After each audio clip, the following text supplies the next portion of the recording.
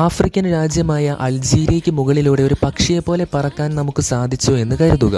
ടിമിമോൺ പട്ടണത്തിന് മുകളിലെത്തുമ്പോൾ പടുകൂറ്റൻ മൺപാത്രം പോലെ ഒരു കെട്ടിടം നമുക്ക് കാണാൻ കഴിയും. അതൊരു മൺകോട്ടയാണ്. പഴുതില്ലാതെ അടച്ചുകെട്ടിയ ഇരട്ട ഭിത്തിയും 2 മീറ്ററോളം പൊക്കവുമുള്ള ഒരു കോട്ടയാണ് അത്.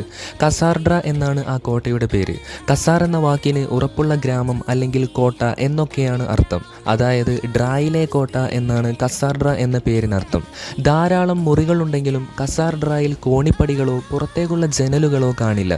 എന്തിനാണ് മരുഭൂമിയിൽ ഇങ്ങനെയൊരു കോട്ട പണിതത്? അത് കൃത്യമായി ആർക്കും അറിയില്ല. ഇതൊരു സൈനിക താവളമായിരുന്നു എന്ന് കരുതുന്നവരുണ്ട്. തടവറയായിരുന്നു എന്ന് മറ്റു ചിലർ വിശ്വസിക്കുന്നു. സഞ്ചാരികൾക്ക് വേണ്ടി പണിത സത്രമായിരിക്കാം എന്നും വാദമുണ്ട്. ആരാണ് ഇത് പണിതത് എന്ന കാര്യത്തിൽ പല അഭിപ്രായങ്ങളുമുണ്ട്. 16-ാം നൂറ്റാണ്ടിൽ ഇവിടെയുണ്ടായിരുന്ന ജൂതന്മാരാകാം എന്ന് ചിലർ പറയുന്നു. വടക്കൻ ആഫ്രിക്കയിലെ ബെർബർ വർഗ്ഗക്കാരായിരിക്കാം എന്നും പറയുന്നവരുണ്ട്.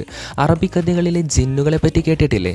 അത്തരമേതോ ജിന്ന് പണിതതാണ് ഈ കോട്ട എന്നും കഥകളുണ്ട്. ഏതായാലും ചുരുളഴിയാതെ മരുഭൂമിയിൽ ഇന്നും ഈ മൺകോട്ട സ്ഥിതി ചെയ്യുന്നു. ഏതായാലും ഈ വീഡിയോ ഇഷ്ടപ്പെട്ടു എന്ന് വിചാരിക്കുന്നു. അടുത്തൊരു വീഡിയോയുമായി കണ്ടുമുട്ടുന്നതുവരെ താങ്ക് യു ഗൈസ്.